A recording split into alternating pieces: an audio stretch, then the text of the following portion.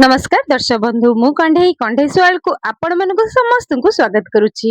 मो हाथ रे आज अच्छी राखी पूर्णिमा स्पेशल मिठा जहा कि पोटलर मिष्टी जहाँकि गोटे बेंगोली मिष्टी मु कालकाटा जाइली ए मिष्टीटा मते बहुत भल लगिला सेति मु ए मिष्टीटा करथिली आ बहुत सतरे कहूची बहुत टेस्ट आरो जे भी पोटल खाउ नथिबे किंतु ए मिठाटा निहाती खाइबे आ एटा पोटल रे ही तयारी सेति पोटलर मिष्टी आ बहुत बढ़िया लगुची आ निहाती घरे ट्राए करतु आ मो वीडियो फास्ट रु लास्ट पर्यंत देखंतु ए प्रोसेस आ प्रक्रिया रे केमती करली आपण माने निहाती कले थरे ट्राए कले जानि परिबे आ टेस्ट ता केते सुंदर लागुची। मु आपण मानको एठी खाई कि भी देखै दोची आ आर टेस्ट आ टेक्सचर ता बहुत सुंदर देखंतु एते केते सुंदर देखा जाउची। मैं आपण मानको खाई कि देखौची आ रिएक्शन रे जानि परथि केते सुंदर लागु देखो ये जड़े देखे दौची केते सुंदर भी देखा जाउची। चलंतु आरंभ करिबा पोटल मिष्टी से तो निहाती आमको पोटल दरकार आमु ए बड़ बड़ साइज रो पोटल नहीं जिबे आ बड़ बड़ टिके नहीं जिबे भल लाग माने भल से मिठाटा प्रस्तुत हो परिबा। ए भले पोटल गुड़िक सब चोपा छड़े देबा आमे भल भाबरे चोपा छड़े देबे। आपण माने भाबुथिबे मु आज को पोटल रे ही मिठा करछि निहाती देखंतु ट्राई करंतु आ जानि पारे ये केते सुंदर लागुछि देखंतु मते एटा भल लागिथिबारु ही मु आपण मानको शेयर करली। देखंतु एई भले भाबरे सब पोटल को आमे चोपा छेली दबा आउ धोई दबा भल भाबरे धोइबे। आ गोटे कथा आर जो ये भुंडीटा को काटिबेनी कारण भुंडी काटिले आमे जदी क्रॉस मझिरे जो कट हबो सेति पई ये कटि जीवो सेते भुंडी काटे दरकार भी नाही। देखंतु एई भले भाबरे टिके हाथ रे एमती कर देबे जेमिति की तार जो मंजी अच्छी सेटा पूरा माने आपे आपे हल्का हो जाइथिबो आमे जब बाहर करिया भल से बाहर जीवो। एटा सबुठा डिफिकल्ट प्रोसेस ए प्रोसेस टा सइला पर आ किछि डिफिकल्ट आधरे किछि नाही। एटा एमती एमती हल्का हल्का कर देले तार जो मंजी भीतर जो मंजी अछि सेटा पूरा हल्का हो जो आ काढी हो जिवो। ए गोटे छुरी साहाय्य रे एई भले भाबरे आमे मझी रे कट कर दबा ताको भल भाबरे टी कट कर देबे। कट करिकि देखनु देखै दउछि आपण मानको एई भले भाबरे कट करा सबुरो एई भले कट मझिरे कट कर दबा।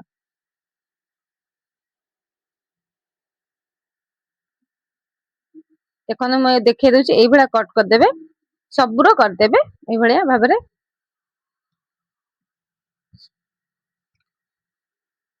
देखो एड़ा कट कर सारा परे गोटे चामच पछपट ये रे आमे ताको काढ़ी दबा सबु चामच साहाय्य सबु काढ़ी दबा ता मंजी देखो केते हल्का हो जाइतिला सब बाहर पड़तिला खाली आमे आस्ते आस्ते माने काढ़ी दबा आस्ते आस्ते काढ़ीबे पोटल फाटी जाई पारे धीरे धीरे काढ़ीबे ए भला सबु मंजी गुडी को बाहर कर दबा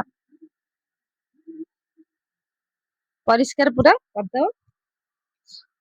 देखो एभला मु आपण मन देखै दउची केते सुंदर बाहर जाईची देखंतु एई भले भाबरे सबु मंजी मु बाहर कर देथिली।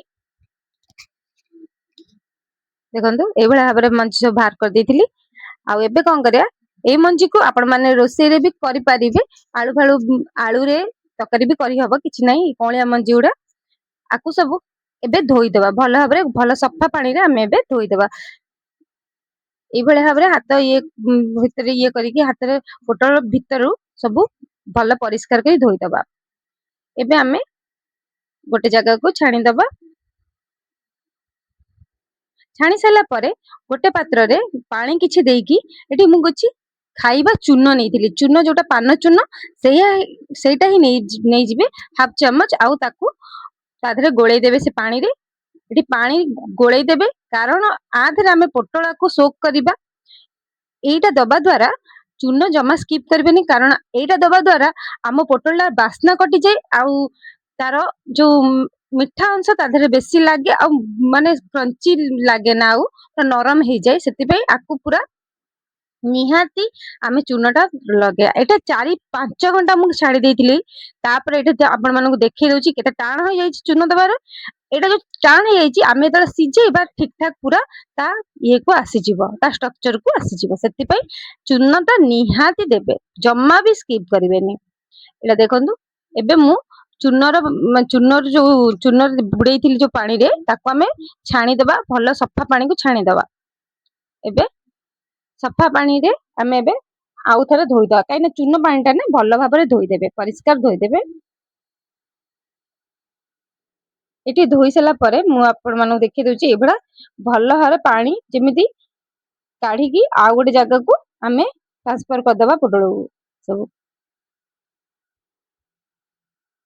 ଆର କିଛି ମାନେ କିଛି ବି ପ୍ରୋସେସ ମାନେ ବେଶୀ କଷ୍ଟ ନାହିଁ, କିନ୍ତୁ ଏଇଭଳିଆ ପ୍ରୋସେସ ଟିକେ ଅଧିକା ଅଛି, କିନ୍ତୁ ଭଲ ବଢିଆ ଲାଗୁଛି ଖାଇବାକୁ, ବହୁତ ଭଲ ଲାଗିବ। ନିହାତି ଘରେ ଟ୍ରାଏ ଥରେ କରନ୍ତୁ, ଜାଣିପାରିବେ ମୁଁ କହୁଛି। ଆଉ ଏବେ ଗୋଟେ ଗ୍ଲାସ ପାଣି ନେଇକି ଆଧରେ ଆମେ ପୋଟଳକୁ ସିଝେଇଦବା। ସିଝେଇବା ମାନେ 5 ମିନିଟ, ହାର୍ଡ 5 ମିନିଟ ସିଝେଇବା, ବେଶୀ ଫୁଟେଇବେନି। ଆମେ ଘୋଡେଇ ଦବା, 2 ଫୁଟ ଯେମିତି ହେଇଯିବ ସେତେବେଳେ କାଢିଦବା, ନହେଲେ ବହୁତ ନରମ ହେଇଗଲେ ଆମ ପୋଟଳ ପୁରା ମାନେ ଖରାପ ହେଇଯିବ। ସେଥିପାଇଁ ମନ ଦେଇକି ପୁରା 5 ମିନିଟ 10 ମିନିଟ ଭିତରେ ଆମର ଯେମିତି ହେଇଯିବ।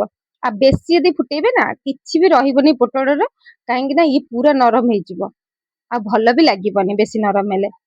ଏତିକି 5 ମିନିଟ ପର୍ଯ୍ୟନ୍ତ ଦେଖିବେ, ମୁଁ ହାତ ମାରିକି ଦେଖିବେ ନରମ ହେଇଯାଇଥିବ ଟିକେ, ତାହେଲେ ଏବେ କାଢିଦବା।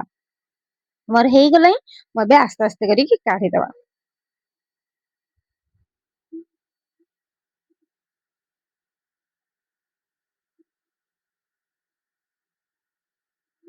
ଦେଖନ୍ତୁ ଏଇ ପ୍ରୋସେସ ରେ କାଢିଦବା, ଆମେ ଏଇଭଳିଆ ପାଣି ସବୁ ବାହାର କରିଦବା। ଏବେ କଣ କରିବେ, ଗୋଟେ ଗ୍ଲାସ ଥଣ୍ଡା ପାଣି ପକେଇବେ ସାଙ୍ଗେ ସାଙ୍ଗେ, କାରଣ ଆର ଯୋଉ ପ୍ରୋସେସ ଟା ଗରମ ପାଣିରେ ରହିଥିଲା ପ୍ରୋସେସ ଟା ଟିକେ ଯେମିତି ନରମ ଯିବ। ଆଉ ଥଣ୍ଡା ଯେମିତି ଫ୍ୟାନ ତଳେ ରଖିଦେବେ ଯେମିତି ପୁରା ଥଣ୍ଡା ହେଇଯିବ। ଏବେ ଥଣ୍ଡା ହେଇସାରିଲା ପରେ ମୁଁ କିଛି କଲର ଦେଲି, କାରଣ ଏଠି ମୁଁ ଭିଡିଓରେ ଭଲ ଦେଖା ହବ ବୋଲି କଲର ଦେଲି। ଆପଣ ମାନେ ଘରେ ଯଦି କରିବେ ଜମା ବି କଲର ଦବା ଦରକାର ନାହିଁ। ଏଠି କଲର ଦେଇକି ଫ୍ୟାନ ତଳେ ରଖିଦେବେ ଯେମିତି ଥଣ୍ଡା ହବା ପର୍ଯ୍ୟନ୍ତ। ଆଉ ଏଠି ମୁଁ କିଛି ଗୋଟେ ପାତ୍ରରେ ନେଇଯିବେ ଗୁଆ ଘିଅ। ଆଉ ମୁଁ ଏଠି ନେଇ ଆସିଥିଲି କାଜୁ ଆଉ ବାଦାମକୁ, ଚିନା ବାଦାମକୁ କାଟିକି ଛୋଟ ଛୋଟ ପିସ୍ କରି ନେଇଯାଇଥିଲି ତା ଦେହରେ ଷ୍ଟଫିଂ କରିବା ପାଇଁ। ଆଉ ଏଟା ହେଲା ଆମର ନଡିଆ, ନଡିଆ କୋରା ମୁଁ ରଖିଥିଲି 1 କପ୍, ସେଇଆକୁ ଦେଲି। ଆପଣ ମାନେ ଯଦି ନ ଦେଇ ପାରିବେ ଚଳିବ, ଖାଲି ନଟ୍ସ ରେ ବି ଦେଇପାରିବେ। ଆଉ ଏଠି ଘରେ ମୁଁ ବନେଇଥିଲି ଖୋୟା, ଯୋଉଟା ମାୱା କୁହନ୍ତି, ଯୋଉଟା ଖୋୟା ଯୋଉ ମାର୍କେଟରେ ବି ମିଳେ, କିନ୍ତୁ ମୁଁ ଏଟା ଘରେ ବନେଇଥିଲି। ଯଦି ଆପଣ ମାନଙ୍କୁ ଏଇ ଭିଡିଓଟା ଇଚ୍ଛା ଅଛି ଯୋଉ ଖୋୟାର ଭିଡିଓ ଦେଖିବା ପାଇଁ, ଆପଣ ମାନେ ମତେ କମେଣ୍ଟ କରି କହିଲେ ମୁଁ ସେଣ୍ଡ କରିବି ଏ ଭିଡିଓଟା। ଦେଖନ୍ତୁ ଏଇଭଳିଆ ଭାବରେ ଆମେ ଖୋୟାରୁ ମିଶେଇଦବା। ମିଶେଇ ଦେଲା ପରେ ତାକୁ ଗୋଟେ ଜାଗାରେ ରଖିକି ଏଠି ଆମେ ପୋଟଳ ଗୁଡା ଯୋଉ ରଖିଥିଲେ ତାକୁ ଏମିତି ଚାପିକି ପାଣି ବାହାର କରିକି ଆମେ ଗୋଟେ ଅଲଗା ପୁରା ଥାଳିକୁ ବାହାର କରିଦବା। ଦେଖନ୍ତୁ ଏଇଭଳିଆ ପୁରା ଚାପି ଦେବେ, ପୁରା ପାଣି ବାହାରିଯିବ, କିଛି ଫାଟିବନି। ଆପଣ ଭାବିବେ ଫାଟିଯିବ, ନା କିଛି ବି ହବନି, କାରଣ ଇଏ ପୁରା ନରମ ହେଇଯାଇଛି, ପୁରା ପାଣି ବାହାରିଯିବ, ସୋକ୍ କରିଥିଲେ ପୁରା ପାଣି ବାହାରିଯିବ। ଏଇଭଳିଆ ଭାବରେ ଆମେ ପୁରା ଚିପୁଡିକି ଭଲସେ ଆର ପୋଟଳ ଗୁଡାକ କାଢିଦବା ହେଲା। ଏଇଭଳିଆ ଭାବରେ ଚିପୁଡି ଦେବେ ଜୋରସରେ, କେମିତି ପାଣି ସବୁ ବାହାରିଯିବ। ଦେଖନ୍ତୁ ଏଇଭଳିଆ ଭାବରେ ଚିପୁଡି ଦେବେ, କେତେ ସୁନ୍ଦର ଦେଖା ଯାଉଛି ଦେଖନ୍ତୁ। ଆଉ ଦେଖନ୍ତୁ ମୋର ହେଇଗଲା, ମୁଁ ସବୁ କାଢି ଦେଇଥିଲି ପାଣି। ଏବେ ସେଇ କଢାରେ ମୁଁ ନେଇ ଆସିଥିଲି 1 କପ୍ ଚିନି। 1 କପ୍ ଚିନିରେ 1 କପ୍ ପୁରା ପାଣି ମୁଁ ଦେଲି। ଆକୁ ଚିନି ଶିରା କରିବା, ସେଥିପାଇଁ ଆଉ ବେଶୀ ପାଣି ଦେବେନି। ଏତିକି ଏତିକି 10ଟା ପୋଟଳରେ ଏତିକି ଚିନି ଶିରା ଠିକ। ଆମର ଏବେ ଫୁଟିଗଲାଣି, ବେଶୀ ଆମେ ବି ଚିନି ଶିରାକୁ ତାର କରିବାନି, ଯେମିତି ଅଠାଳିଆ ଅଂଶ ଯୋଉ ପର୍ଯ୍ୟନ୍ତ ଆସୁଥିବ ସେଇ ଯାଏଁ ରଖିବା। ବେଶୀ ତାର କରିବେନି, ଜଷ୍ଟ ଟିକେ ଟିକେ ଅଠା ଅଠା ହାତକୁ ପୁରା ଲାଗୁଥିବ, ତାହେଲେ ଜାଣିବେ। ଦେଖନ୍ତୁ ମୁଁ ଦେଖେଇ ଦଉଛି, ଚିପକା ଚିପକା ଲାଗୁଥିବ, ତାହେଲେ ଜାଣିବେ ହେଇଗଲାଣି। ଏବେ ଆମେ କଣ କରିବା, ପୋଟଳ ଗୁଡିକ ସବୁ ଦେଇଦବା।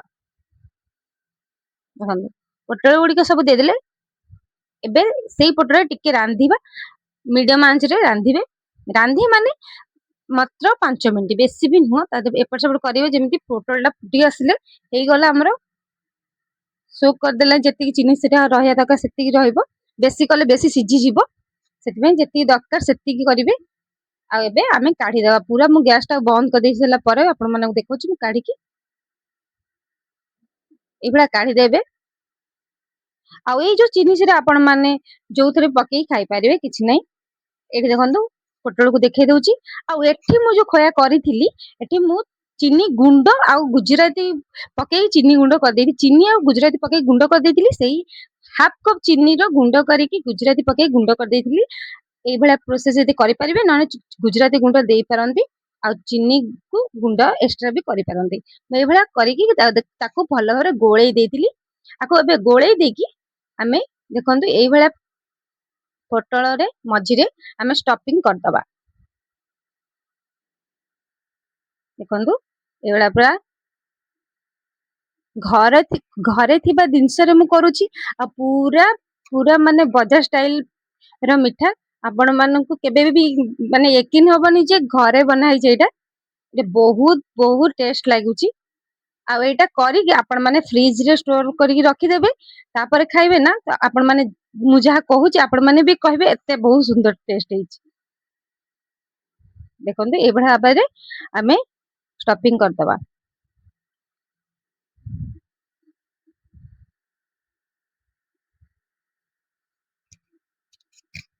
ଦେଖନ୍ତୁ କେତେ ସୁନ୍ଦର ଦେଖା ଯାଉଛି।